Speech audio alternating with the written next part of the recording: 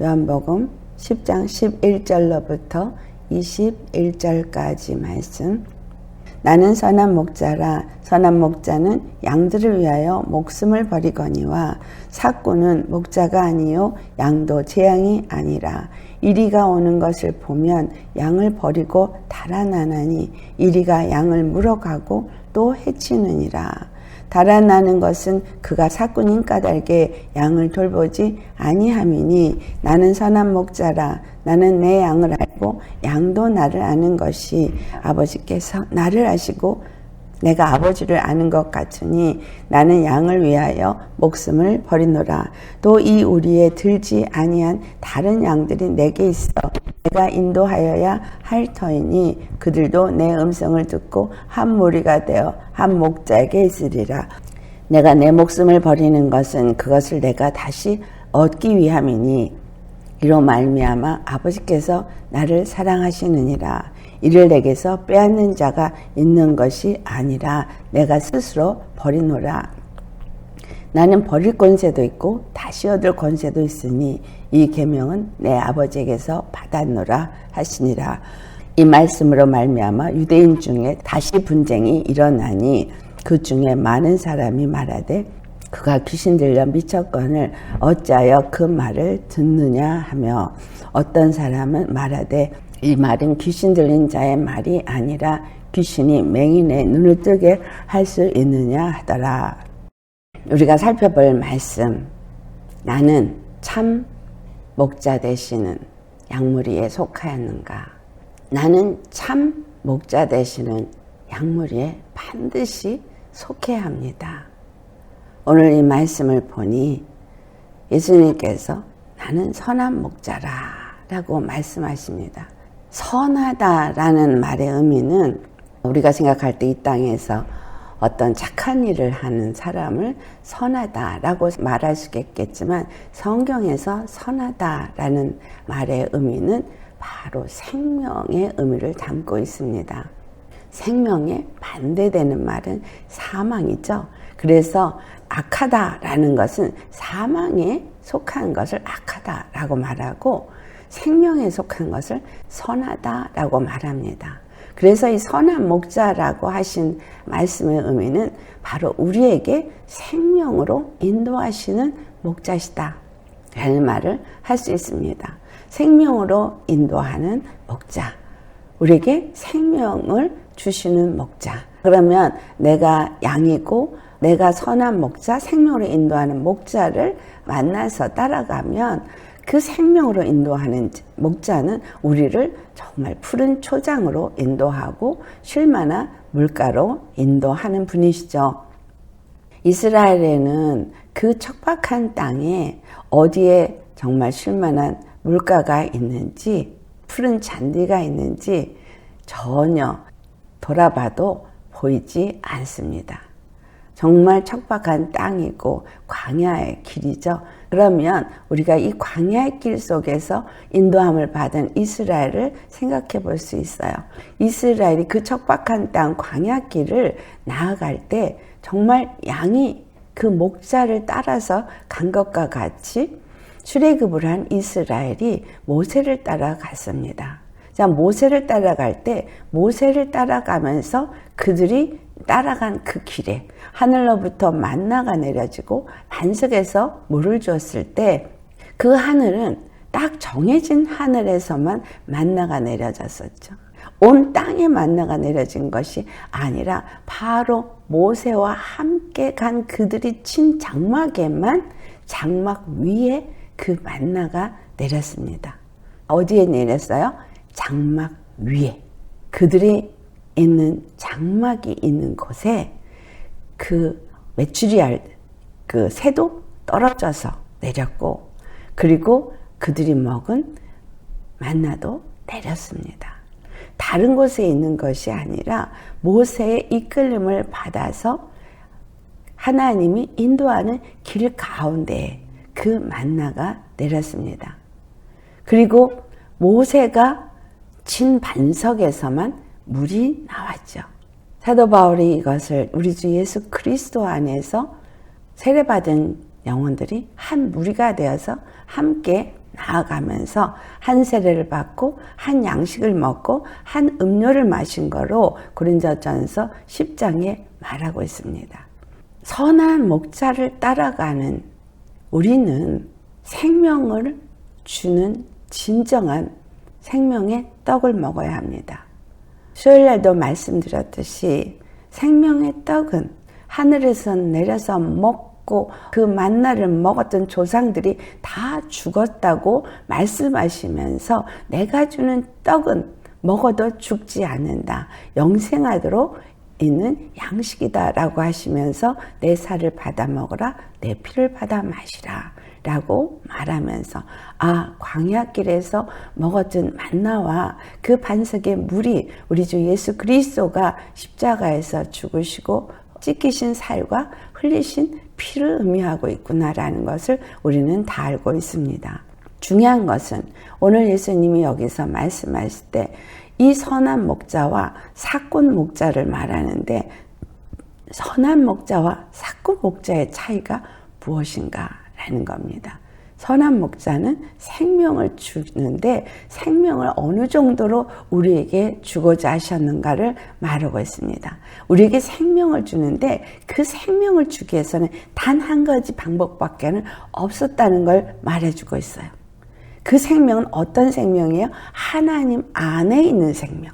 그 생명은 예수 그리스도 안에 있는 생명인 거예요. 그래서 그 생명을 주시기 위해서는 죽어야만 되는 거였다라는 것을 말해주고 있어요. 생명을 주는데 하늘로부터 만나를 주고 반석에서 물을 나오게 할 때도 반석이 깨져야지만 물이 나올 수 있었던 것처럼 하늘로부터 만나가 내릴래도 하늘이 열려서 만나가 내려와야 되었었던 것처럼 우리 주 예수 그리스도가 십자가에 죽지 않으면 그 생명의 만나는 생명의 떡은 생명의 물은 나올 수가 없다는 거죠.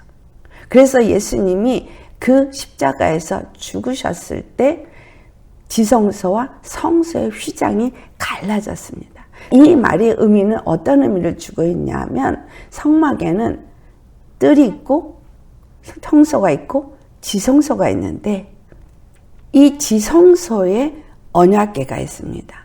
그 법궤라고도 하고 언약궤라고도 하고 증거궤라고도 하는 이 세 가지가 있는데 이 세 가지는 어떤 걸 의미하느냐라는 거죠.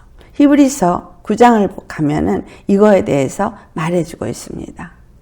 성막에 대해서 얘기하기를 예비한 첫 장막이라고 말하고 있어요. 그리고 그 장막에 대해서 1절로부터 잘 얘기를 해주고 있는데 이것에 대해서 말하기를 이 9절을 가면은 이 장막은 현재까지의 비유니라고 말하고 있어요. 현재까지의 비유라는 거예요. 이 장막이 이 세 장막이 나누어져 있어서 제사를 드릴 때 1년에 한 번씩 대제사장이 반드시 속죄 제물을 가지고 그 지성소에 들어가야만 하는데 다른 사람은 들어갈 수가 없고 오직 단 한 분 그 당시에 반차를 따라 대제사장이 된 사람만 지성소에 들어갈 수 있었습니다. 그래서 그 지성소로 들어간 단계가 있었죠. 첫째는 번제단 있었고 그 번제단에서 속죄 제물을 잡고 번제단 위에 그 모든 속죄물을 다 태워버렸어야 돼요. 그리고 그 안에 있는 더러운 똥 이런 것들은 다 성전 그 성막 바깥에서 불살라 버려야 되고 번제단 위에서 살릴 수 있는 것은 각을 떤 그 것들을 살릴 수 있었죠. 더러운 걸 살리는 게 아니에요. 그 위에 기름들을 사르고 그리고 콩팥을 사르고 그 안에 콩팥 위에 간 위에 덮인 기름은 반드시 살라져야 됐었고 이런 제사법이 나와 있죠.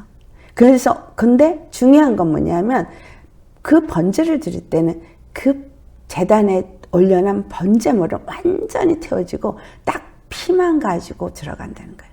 피만 가지고 들어갈 때 물두멍이 있고 이 물두멍에서 제사장은 번제에서 조그만 먼지가 떨어져도 그것을 가지고 들어갈 수 없기 때문에 손과 발을 다 씻어야 되는 거였어요. 물두멍에서 손과 발을 다 씻고 그리고 그 피만 가지고 들어갑니다. 이와 같은 것을 드릴 때 거룩하지 않은 것을 가지고 들어갔다가는 바로 죽었어요. 그래서 정말 거룩한 심령이 되기 위해서 피를 뿌려야 돼요. 그래서 히브리서 9장 22절에 피 뿌림으로 말미암아 정결하고 거룩하게 된다라는 말씀을 하고 있는데, 이와 같이 두렵고 떨림으로 제사를 드리는 대제사장도 그 어떤 번제물에 그 먼지도 갖고 들어가면 안 되고, 그 오직 주님께서 입혀주신 세마포옷과 에봇을 입고 그리고 들어가야 되고, 그리고 그 머리에는 거룩한 성결이라고 하는 그 패가 달린 그 두건을 쓰고 머리끝부터 발끝까지 완전히 세마포옷으로 덮어줘야 되고, 하나님 앞에 꼭 나아갈 때는 에봇을 입고 나아가서 들어가야만 되는 그 절차를 반드시 지켜야 한다는 거예요. 근데 그 에봇에는 12지파의 12돌이 박혀 있었어요. 어깨에는 2돌이 있지만 호만노에 새겨진 2돌에는 각각 6지파의 이름이 써진 그 돌을 또 어깨에 짊어지고 들어가야 됐었어요. 이 모든 것들이 우리 성막에 대해서 말할 때 예수 그리스도를 말하는 것이었다고 했죠. 근데 이 대제사장이 들어가는 이 모든 제사 예법이 현재 비유일 뿐이라는 거죠. 참 실상이 아니라는 거예요. 이에 따라서 드리는 예물과 제사는 섬기는 자를 그 양심상 온전하게 할 수 없나니 라고 말했어요. 이런 것들은 먹고 마시고 여러 가지 씻는 것과 함께 육체의 예법일 뿐 개혁할 때까지만 맡겨두신 것이라는 거예요. 생명을 주는 목자, 이스라엘에게는 생명을 주는 목자가 그들에게는 제사장이라고 생각했어요. 대제사장이라고 생각했어요. 왜냐하면 대제사장이 그렇게 속죄제를 드리고 지성소에 들어갔다가 나와서 죄사함을 얻었다고 해야만 그들이 그때부터 정말 숨을 쉴 수 있는 거죠. 그렇지 않으면 그 죄로 인해서 죽을까 봐 두려움에 늘 떠는 자일 뿐인 겁니다. 여러분, 우리가 오늘 정말 생명을 주는 목자를 만나서 정말 우리가 숨을 쉬고 있습니까? 정말 생명을 얻고 있습니까? 중요한 것은 사꾼 목자와 참 목자의 차이라는 거예요. 참 목자는 오늘 우리 본문에서 말씀했던 것처럼 양을 잡아먹으려는 이리가 올 때 그 이리에서부터 양을 구하기 위해서 자기 목숨을 내어주는 것으로 표현하고 있어요. 하지만 사꾼 목자들은 그러한 이리가 왔을 때 다 양을 버리고 그냥 간다는 거예요. 왜냐하면 그들이 사꾼이기 때문에. 이 땅에 목자들이 많이 있습니다. 그런데 그들이 무엇을 위해서 일을 하는가를 우리가 보면 알 수 있죠. 돈을 위해서 일을 하는가, 아니면 양무리를 위해서 일을 하는가, 거기서 참 목자와 사꾼 목자를 구별할 수 있습니다. 예수님은 뭐라고 말씀하셨어요? 나는 내 양을 위해서 내가 목숨을 버리더라 라는 말을 하십니다.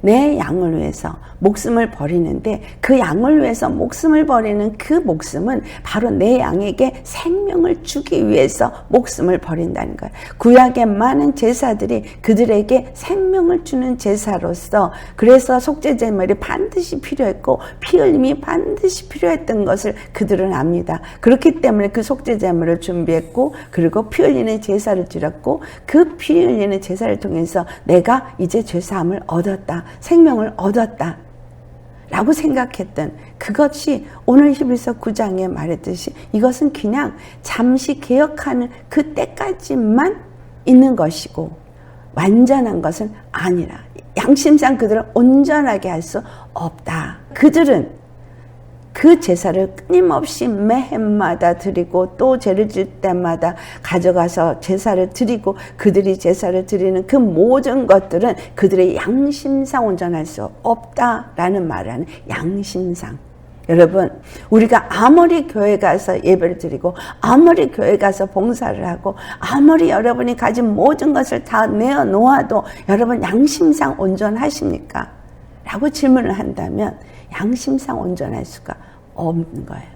율법을 가진 이스라엘 백성들도 제사를 드리는 것을 열심히 했지만 양심상 온전할 수가 없다는 거죠.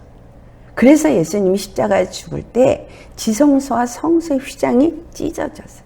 이 지성소와 성소의 휘장이 찢어진 것은 대제사장밖에 들어갈 수 없는 저 지성소에, 근데 제사장들은 그 성소까지는 들어갔거든요.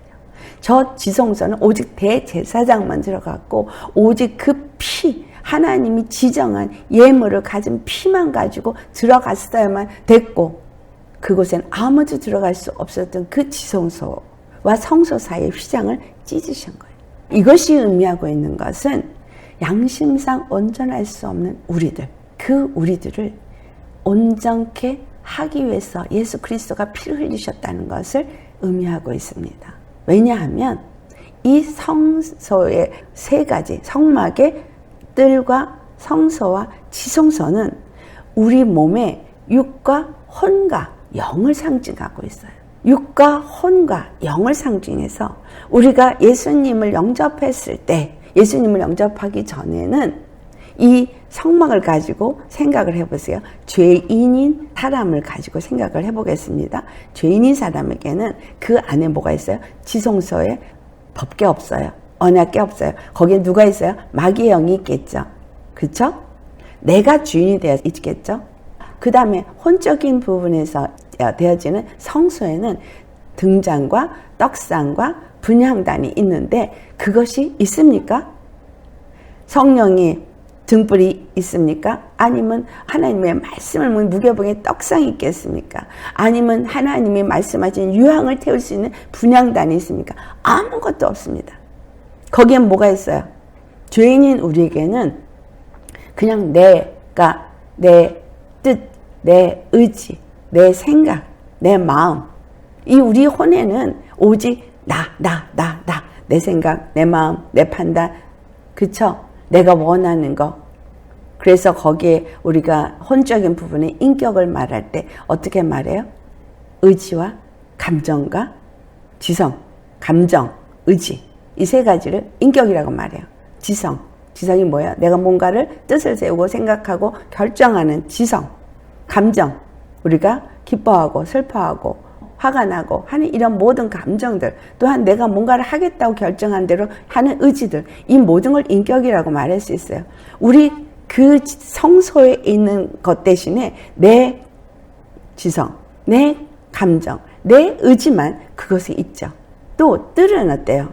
뜰에 내가 죽는 번제단, 내가 늘 말씀으로 씻는 물두멍 없어요. 그냥 육체는 그냥 내가 원하는 대로 행하는 그냥 더러운 길로 행하는 것일 뿐입니다. 이와 같은 자들에게 하나님께서 이제 새로운 장막으로 우리를 만드셔요.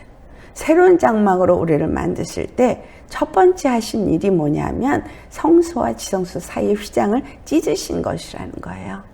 성소와 지성소 사이의 휘장을 찢으셨다는 이 의미는 어떤 의미를 주고 있냐면 예수님이 십자가에서 자기 몸을 찢어 죽으심으로 인해서 이 땅이 하늘과 갈 수 있는 길이 없는 길을 여신 거예요. 이 땅에는 우리가 하나님을 만날 수도 없고 하나님 안에만 생명이 있는데 그 생명을 우리는 얻을 수도 없고 만질 수도 없고 찾을 수도 없는 그 생명이 그걸 가서 만질 수 있고 먹을 수 있도록 여신 거예요.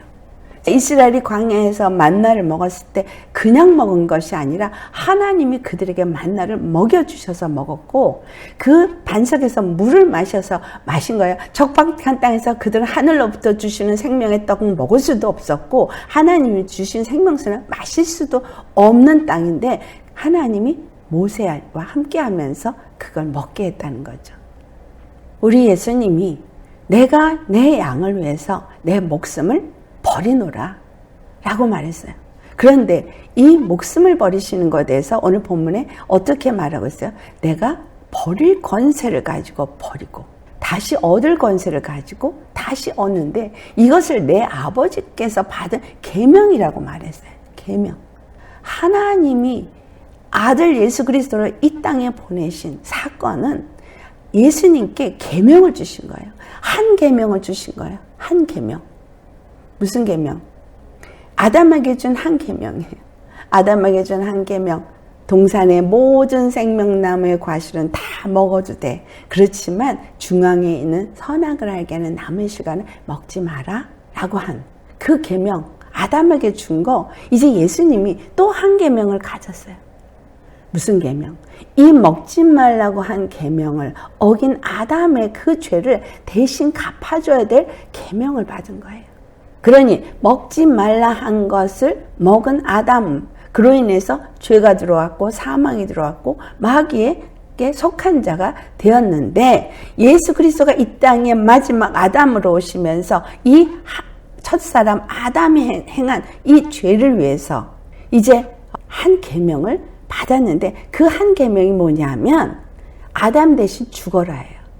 여러분, 첫사람 아담이 네가 이것을 먹는 날에는 정령 죽으리라 했어요. 그런데 누가 먹었어요? 하와가 먹었어요. 하와가 먹고 아담에게 갖다 줘서 아담도 먹었어요. 누가 하와예요? 우리가 하와죠. 우리가 하와예요. 우리가 먹었어요. 우리가 먹어서 죄가 들어왔어요. 그리고 아담에게 그걸 갖다가 먹게 해서 아담으로 말미암아 온 인류가 다 죄 가운데 됐고 온 인류가 다 사망 가운데 노인자가 되었어요. 우리가 다 하와가 이걸 먹고 이 교회가 하나님이 절대로 먹지 말라 그러는 선악과를 매일 먹고 있어요. 선악과를 뭐라고 표현했죠? 요한일서 2장에 나타나고 있는 거. 이것이 무엇을 말해요? 육신의 정욕과 안목의 정욕과 이생의 자랑. 보암직하고 먹음직하고 지혜롭게 할 만큼 탐스러운 이거. 그래서 이것을 먹고 그들이 어떻게 됐어요? 보암직하고 먹음직하고 지혜롭게 할 만큼 탐스러우니까 이거를 먹고 나서 그들이 결국은 사망에 놓인 거예요. 예수님 앞에 한 계명을 줬어요. 그 한 계명이 죽는 거예요. 아담과 아담의 죄를 그냥 그 몸에 짊어지는 거예요. 아담이 하와가 주는 선악과를 먹은 것처럼 예수님도 오셔서 우리의 죄를 그냥 그 몸에 짊어지셨어요. 먹으셨어요. 여러분, 사망이 생명의 삼킴바 되었다 라는 말 기억하시죠? 사망, 우리에게 있는 모든 사망, 이게 생명의 삼킴바 되어진 거예요. 왜? 예수님이 그 사망을 먹어버리셨어요. 그 선악과에 먹어버렸는데 아담은 먹어버렸을 때 자기는 죽을 수밖에 없어요. 왜? 그는 생명이 하나님께 공급받아야만 사는 자니까 먹고 죽어야 되는 상황밖에는 그에게 남은 결과가 없지만 예수님은 어떻게 먹었어요.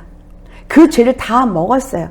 우리의 사망이 다 예수님의 삼킴바 되어져서 먹었습니다. 그런데 예수님은 생명이 있는 분인 거예요. 그러니까 버릴 권세로 버리기 위해서 우리의 사망을 다 먹어버리셨어요. 하지만 그분 안에는 생명이 있는 생명 그 자체신 거예요. 그래서 예수님은 삼켜버리고 먹어서 죄는 그 몸에 짊어지셨어요. 완전히 죄인이 되신 거예요. 여러분, 그냥 껍데기로 그냥 죄를 짊어졌다가 아니라 완전히 죄인이 되신 겁니다. 이거 이해하셔야 돼요. 내 죄가 어떻게 해서 없어졌냐? 완전히 그 죄를 삼켜버리셨기 때문에 그 몸에 완전히 다 흡수를 해버리셨어요. 죄인이 되어 버리셨어요. 그래서 십자가에 죽으셨어요. 뭐에 대해서는? 육에 대해서는. 그쵸? 우리가 육으로 지은 모든 범죄, 또 마음으로 지은 모든 범죄, 그래서 완전히 우리가 영혼, 몸이 전인 타락이 되어진 이 죄인들의 죄를 아담으로 오셔서 그냥 그 죄를 당신이 먹어버리셨으니 이제 예수 그리스도가 바로 이 히브리서 9장에 12절에 말하면 염소와 송아지의 피로 하지 아니하고 오직 자기의 피로 영원한 속죄를 이루사 단번에 성소에 들어가셨느니라. 염소와 황소의 피와 및 암송아지의 죄로 부정한 자에게 뿌려 그 육체를 정결하게 하여 거룩하게 하거든 하물며 영원하신 성령으로 말미암아 흠없는 자기를 하나님께 드린 그리스도의 피가 어찌 너의 양심을 죽을 행실에서 깨끗하게 하고 살아계신 하나님을 섬기게 하지 못하겠느냐. 아멘. 함께 그 다음 15절 같이 봉독하겠습니다. 이로 말미암아 그는 새 언약의 중보자시니 이는 첫 언약 때에 범한 죄에서 속량하려고 죽으사 부르심을 입은 자로 하여금 영원한 기업의 약속을 얻게 하려 하심이라. 아멘. 예수님이 이제 완전히 우리 양심으로 죽을 행실에서 깨끗하게 할 수 없는 우리들, 정말 그리스도의 피가 완전히 그 성소와 지성소를 찢는 십자가의 죽음으로 말미암아 그 지성소에 있는 생명이 성소로 나오고, 성소가 그 다음에 어디로 나와서 뜰로 나오고, 그 다음에 장막 바깥으로 나왔어요. 하늘을 찢고 먼저 내려오셨습니다. 그 길은 먼저 만들어진 거예요. 그리고 그 다음에 그 죄를 가지고 다 십자가에서 죽으시고, 그 다음에 그 피를 가지고 대제사장이 지성소에 간 것처럼 다시 들어가셔서 하나님 앞에 드리셨는데, 하나님 앞에 드릴 때에 그냥 예수님의 피만 가지고 간 것이 아니라 그 피를 힘입는 모든 자들을 위한 중보로 드리셨다는 거예요. 그렇기 때문에 예수님이 그 우리의 모든 죄를 다 짊어지시고 죽으시고 피를 흘리셨다는 이 사건을 믿고 영접한 사람은 그 피로 말미암아 하나님 앞에 드려진 자라는 거예요. 그것을 오늘 내가 내 양을 위해서 내 목숨을 버리노라라는 말 한마디로 표현하신 거예요. 여러분, 엄청난 표현을 그 한마디 속에 들어있다는 사실이에요. 성소와 지성소를 찢고 내려오신 그분이 그 성소에서부터 여기까지 내려오실 때 그 길을 어떻게 만드셨냐면 십자가에 죽어야만 찢어질 수 있는 거예요. 말씀이 육신이 되어서 오신 그분은 십자가에 죽으셔서 그 피를 가지고 그분은 영원한 생명의 말씀이 육신이 되어 오셨기 때문에 그 영원한 생명이 피를 흘리는 육신을 입고 피를 흘릴 때는 영원한 피를 흘린 거예요. 영원한 피를 흘려서 그 피를 가지고 다시 들어가셔서 하늘 보좌로 올라가셔서 하나님 앞에 드리실 때 이걸 어떻게 표현해? 사도 바울이 우리를 피로 사서 하나님 앞에 드리셨고 이렇게 표현하잖아요. 여러분, 우리를 피로 샀어요. 우리 각 사람을 피로 사서 그 피로 하나님 앞에 당신만 드린 것이 아니라 그 피를 힘입는 우리 모두를 드리신 거예요. 하나님 앞에. 그래서 예수님의 그 피가 올라갔을 때는 우리가 지금 뜰에서부터 성소로지나 지성소까지 들어갔다는 얘기죠. 그러니까 육체의 죄, 그 다음에 혼적인 죄, 영적인 죄가 완전히 다 사해진 거예요. 대제사장이 제물을 가지고 들어갈 때 12지파의 보석이 가슴에 있고 어깨에 있는 것처럼 12지파가 그 하나님의 의의 흉배에 붙여진 그 완전한 빛의 그 의에 붙여졌어요. 왜냐하면 그 흉패 뒤에 우림과 둠밈이 있기 때문에. 그 완전한 의가 되신 그분의 흉패 위에 12지파가 보석이 박힌 것처럼 12지파를 가지고 들어간 거였죠. 율법의 제사장은. 그런데 예수님은 우리를 위해서 완전히 우리를 어디다가 박으시고 그의 의의 흉배에 박으시고 그리고 들어가신 거예요. 그리고 이 어깨 호마노에 12지파의 이름이 적힌 것은 그들을 다스리고 통치하시는 우리의 재판장, 우리의 다스리는 왕이 되실 분으로서, 그래서 인자됨으로 인하여서 모든 심판할 권세를 다 하나님 아버지께서 예수 그리스도께 맡기셨다라고 표현한 것처럼 예수님이 이제 우리를 심판하는 권세자가 된 거예요. 그 말의 의미는 우리를 너 이거 잘못했지? 너 이거 죄인이야. 넌 죽어야 돼. 이거 한다는 얘기가 아니에요. 그분은 하나님과 우리 사이의 중보자시고 우리를 위해서 피를 흘리셔서 여기에 우리를 다스리는 재판장, 심판주가 되셨으니 날마다 뭐 한다는 거예요? 우리를 위해서 피 흘리심을 하나님 앞에 얘기하는 거죠. 죄값을 이미 다 갚았다고 얘기하는 거예요.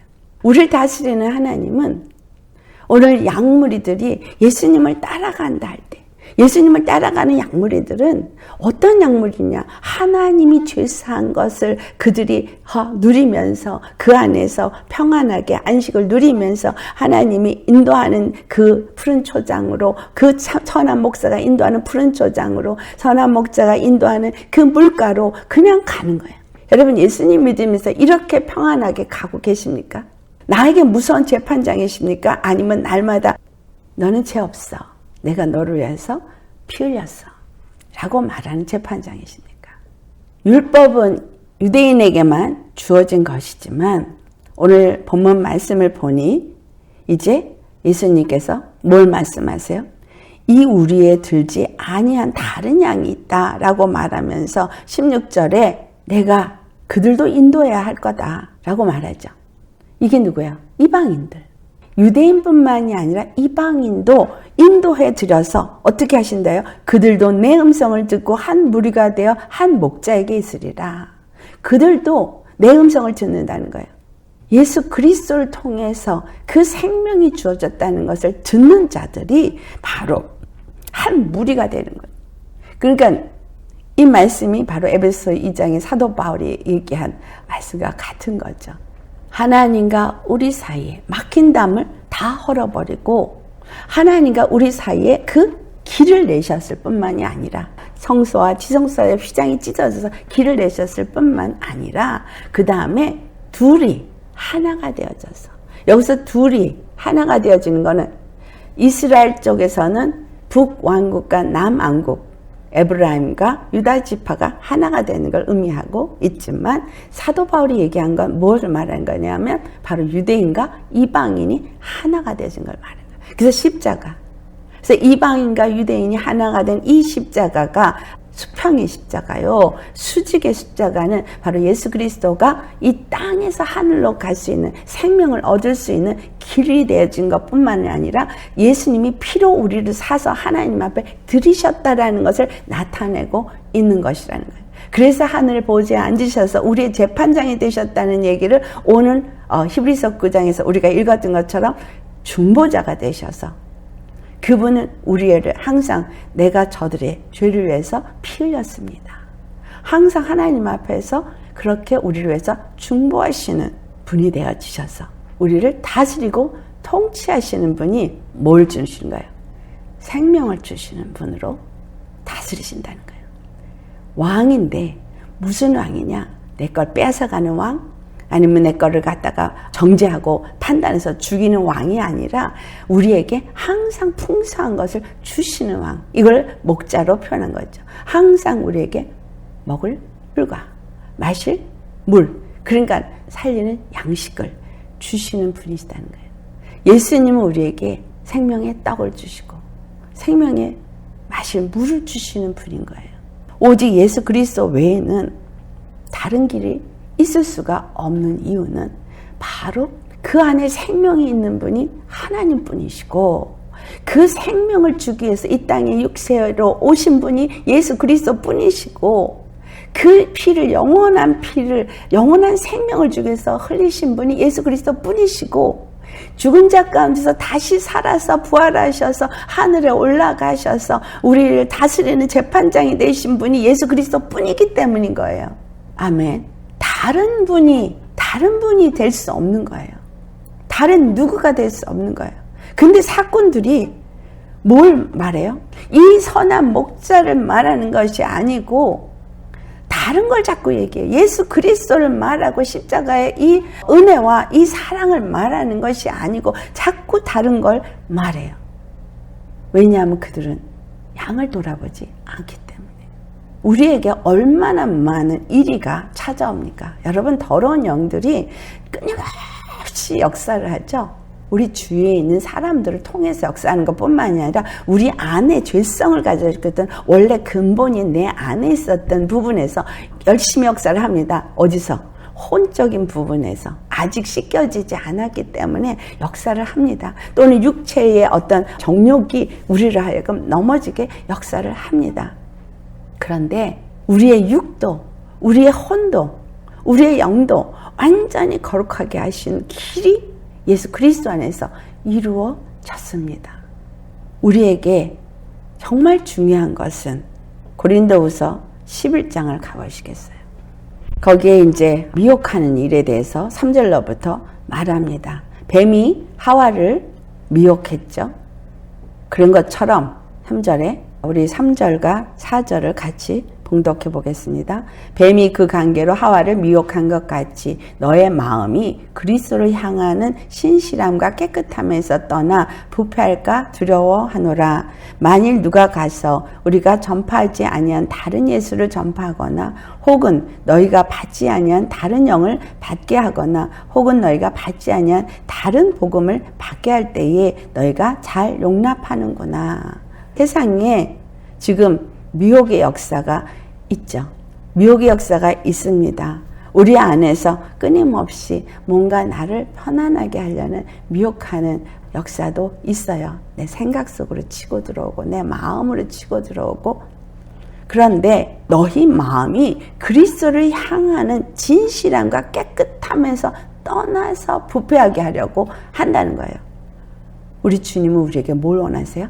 거룩함을 원하세요.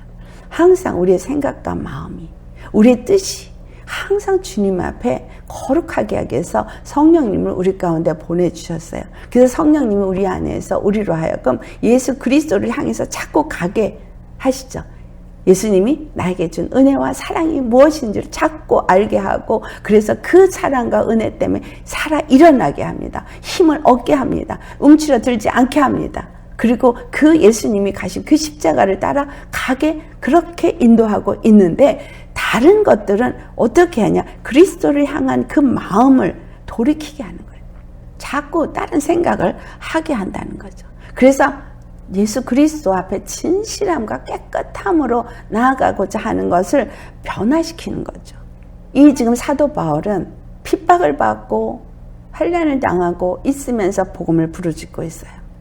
그런데 그때 고린도 교회에서 다른 것을 말했어요.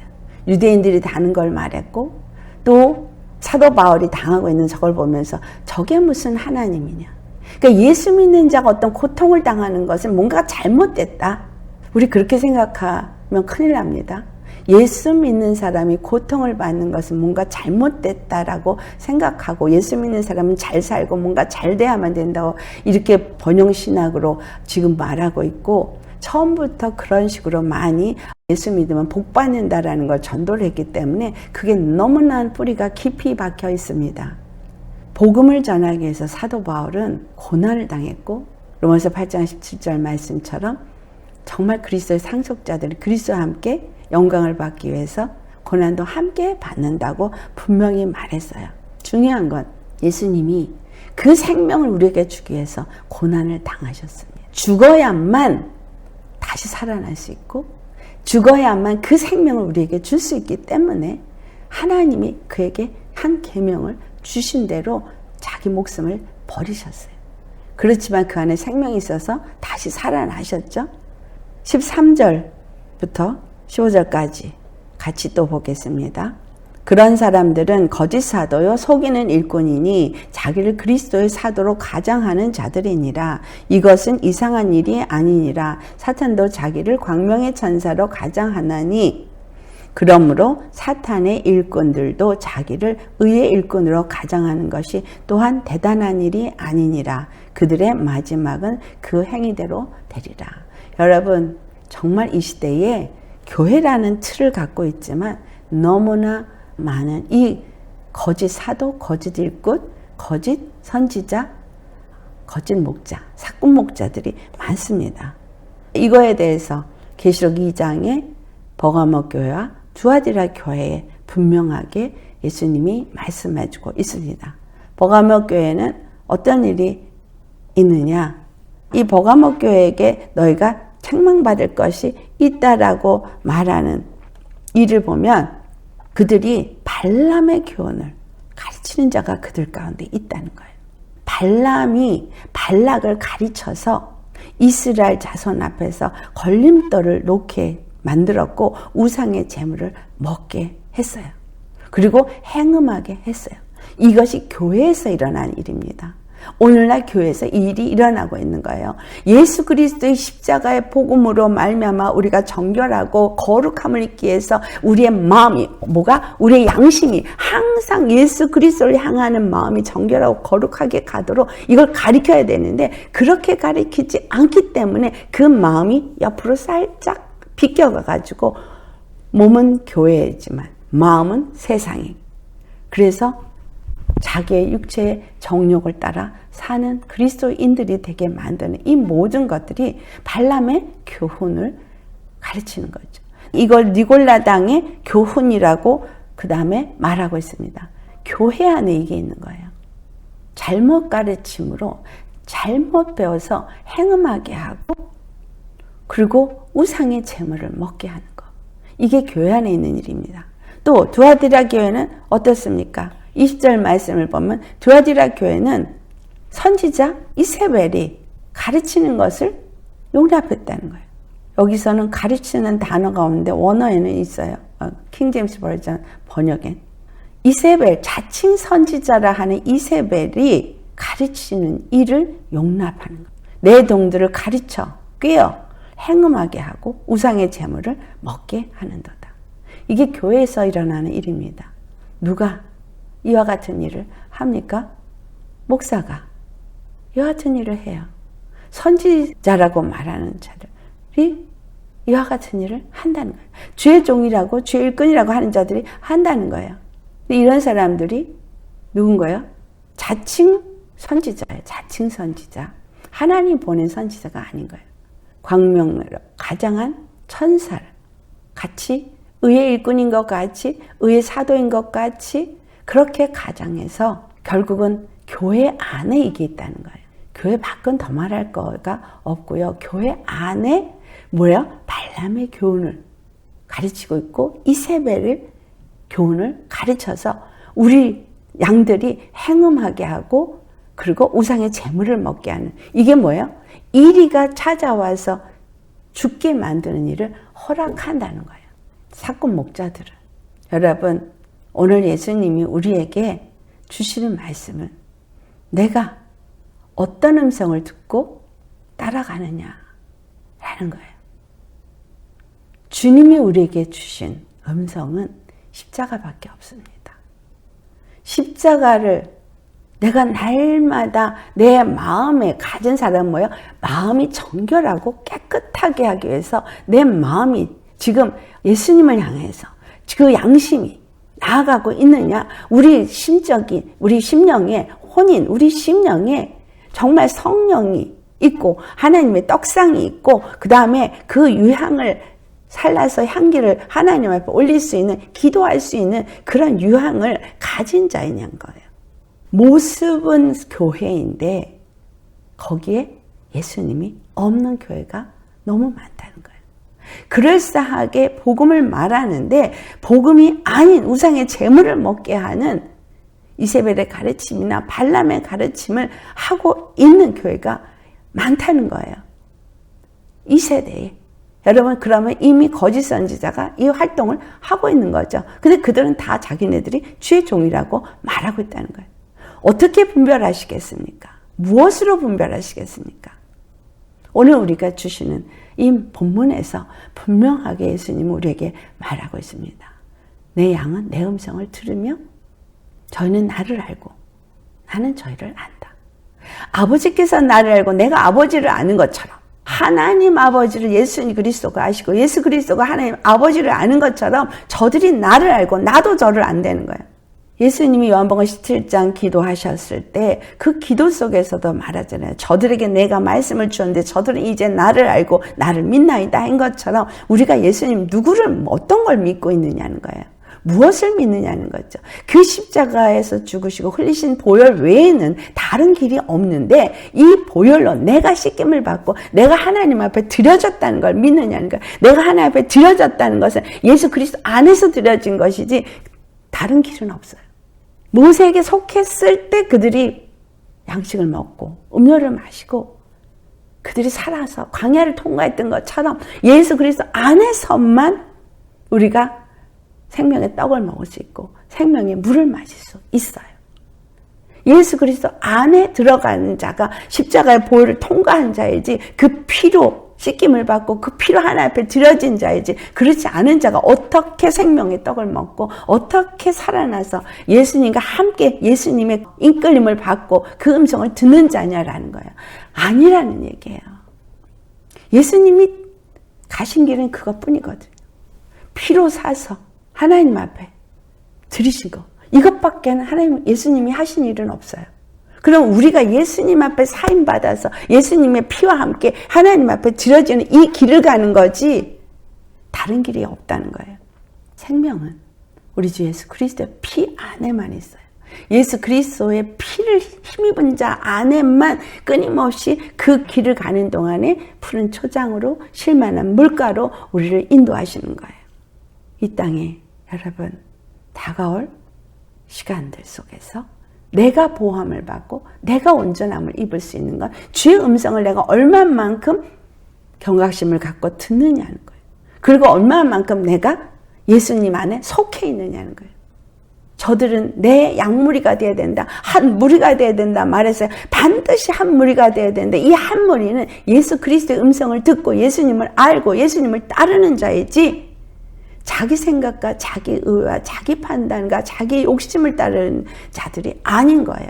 그 마음이 날마다 정결하고 거룩하기 위해서 깨끗하기 위해서 십자가에 내가 죽고 예수님의 말씀으로 채우고 그 말씀에 순종하고자 경청하는 자들인 거예요.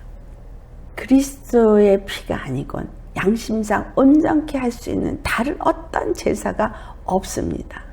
교회의 충성으로 내 양심이 온전해질 수가 없어요. 무슨 말이에요?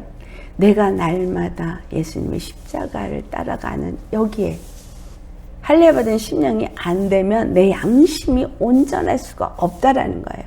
매일 죽지 않으면 양심이 온전해질 수가 없어요. 예수님의 피를 힘입지 않으면 매일 내 양심이 온전해질 수가 없어요. 내 양심이 온전해지지 않으면 율법의 어떤 행위로 어떤 제사로 온전케 할 수 없는 것처럼 경건의 모양만 있을 뿐인 거예요. 그래서 바울이 내가 날마다 죽노라. 왜? 내 안에 있는 예수님의 생명이 나타나게 하기 위해서. 내 육체 가운데 나타나게 하기 위해서. 그래서 심령이 날마다 예수 십자가에 죽는 사람은 그 생명의 떡을 먹는 사람이고 생명의 그 물을 마신 사람이고 생명이 차곡차곡 채워지는 사람이기 때문에 내가 날마다 죽어도 생명이 나타나니까 죽는 거에 개의치 않는 사람입니다. 주의 음성을 듣고 따라가는 사람은 첫째, 그러니까 자기가 죽고 그 피를 힘입은 사람이고 두 번째, 그 음성을 들음에 그 고난을 감당할 때 날마다 죽노라고 고백하는 바울과 같은 사람입니다. 그런 사람은 세 번째, 그의 육체 가운데서 예수 생명이 나타나게 돼 있습니다. 내가 예수 그리스도의 피로 사여져서 하나님 앞에 드려져 하나님의 것이 되어지고 하나님의 통치를 받는 자가 돼서 이 통치를 받는 자가 바로 푸른 초장과 쉴만한 물가로 인도함을 받는 자라는 거예요. 이게 통치예요. 그래서 다윗의 통치를 받을 때 솔로몬의 통치가 있을 때 이스라엘에게 어땠었어요? 우상을 섬기지 아니함으로 하나님 앞에 복을 받은 왕이 통치를 할 때 이스라엘이 어땠었어요? 그들은 쉼과 평안과 부귀와 영화가 있었습니다. 우리에게 그걸 가르쳐주고 싶은 거예요. 두려운 하나님으로 하나님 앞에 떠는 게 아니라 예수님은 이미 우리의 왕이 되실 때 내 안에서 평안하라예요. 내 안에서 부요하라예요. 내 안에서 쉬라예요. 여러분 아시겠어요? 하나님 앞에 드려졌어요. 우리는 어디서? 그분의 다스림을 받는 통치권 안에서, 그런데 그 통치권은 내 죄를 다 사해버리신 죄와 사망에서 완전 자유함을 얻은 통치권 아니기 때문에 그냥 누리시는 거라는 거예요. 자유하시는 거라는 거예요. 평안하시라는 거예요. 그래서 내가 죽을 때 평안해요. 그렇죠? 내가 죽을 때 평안해요. 내가 죽지 않으면 안 평안해요. 내가 죽으면 주님께 맡기니까 평안해요. 주님께 다 맡기면 평안해요. 원수 갚는 것도 맡기니까 평안해요. 우리가 사는 것도 그분이 모든 걸 가지신 부유하신 분이니 내가 그분 안에서 그냥 말씀을 따라 순종하며 나아갈 때 내 영혼이 평안해, 평안해, 내 영혼 평안해, 평안해. 여러분, 예수 믿는 건 바로 평안입니다. 예수님을 따라가는 건 평안이에요. 예수님 안에 거하는 건 평안이에요. 할렐루야. 우리 모두 지성소로 들어가는 대제사장의 흉배, 어깨에 있는 그 험한 이 에봇을 한번 생각하시면서 내가 어디에 있다? 예수님의 가슴팍에 있다. 생각하시면 그분은 만왕의 왕이시고 만주에 주시고 의가 되시고 완전한 빛이 되시는 분의 가슴에 내가 탁 박혀 있다고 생각하면 우리가 어떻게 되겠어요? 거룩해져. 정결해져. 예수님으로 만족해져. 예수님 안에서 평안한 자예요. 걱정할 게 하나도 없는, 그냥 그분께 늘 맡기고 의지하면서 정말 그분으로 만족하는 사람, 그분 때문에 르랄라 뭐든지 풍족한 사람, 그 말이 아니라 영이 부요한 사람. 아멘. 우리 영혼이 평안한 사람. 그러나 육으로는 세상에 사는 동안에 세상이 예수님을 미워했고 예수님을 핍박한 것처럼 예수님 안에 있는 우리도 그렇다라고 말씀하셨어요. 그러니까 날마다 나를 주는 고난 힘들어요. 또 그 어떤 핍박 속에서도 이 길 가는 거 쉽지 않아요. 하지만 이것을 아는 자만이, 그 음성을 듣고 그분을 알고 그분이 나를 알고 그래서 교제가 온전히 이루어진 사람은 그 길을 갑니다. 우리 예수님 따라서 끝까지 가시기를 예수님의 이름으로 축원합니다. 아멘. 할렐루야. 오늘 말씀 생각하면서 기도하시겠습니다. 할렐루야. 거룩하신 아버지, 참으로 우리의 목자가 되셔서 우리를 인도하시는 참 좋으신 선한 목자 예수 그리스도. 예수님은 우리를 인도하기 위해서 이 땅에 말씀이 육신되어서 오셨고 십자가에 빌려 죽으심으로 우리를 피로 사서 하나님 아버지께 드리셨습니다. 예수님의 피로 말미암아 거룩함을 입은 자들이 예수님 안에서 하나님 앞에 드려졌고 우리가 하나님 안에 있는 그 생명으로 오늘도 사는 자가 되게 하심을 감사드립니다. 그러기에 예수님을 따라가는 것은 그 생명을 누리며 따라가는 것이고 예수님을 따라가는 것은 육에 대해서는 죄에 대해서는 죽은 자가 되어질 것이고 오직 예수 그리스도께서 주신 그 의와 평강으로 거룩하고 정결한 자로서 이 땅 가운데 사는 자가 되어진 것일 뿐입니다. 그리고 예수님과 함께 그 하늘을 향해서 나아가는 단 한 외길, 그 길에서 주님을 따라갑니다. 우리가 그 길을 아는 것도 아니고 우리가 그 길을 선택한 것도 아니고 주님이 우리를 부르시고 택하셔서 너는 내 것이라 주님의 우리의 든 양으로 삼아 주셨기에 우리는 예수님을 따라갑니다. 예수님이 우리의 죄를 다 삼켜버리셨습니다. 사망이 생명에게 삼킨 바 되어져서 이제 우리는 그 생명으로 사는 자가 되었음을 고백합니다. 이제 그 생명을 날마다 주님이 주시는 그 생명의 떡을 먹으면서 살고 주신 생명의 물을 마시면서 살면서 예수 그리스도 안에서 주님 오시는 그날까지 끝까지 이 길을 나아가는 우리 모두가 되게 하여 주옵소서. 예수님 사랑합니다. 감사합니다. 정말 우리의 온 마음을 다해서 뜻을 다해서 목숨을 다해서 힘을 다해서 주님을 사랑하고 또한 내 이웃을 내 몸과 같이 사랑하여서 주님께서 이루고자 하시는 그 뜻이 저와 우리 모두에게 이루어지고 하나님의 기쁨이 되어지고 이 땅에 영광이 되어질 수 있게 하여 주옵소서. 오늘도 주시는 은혜의 말씀에 감사하고 거룩하시고 참 우리의 선한 목자 되신 예수님의 이름 받들어 감사 기도드리옵나이다.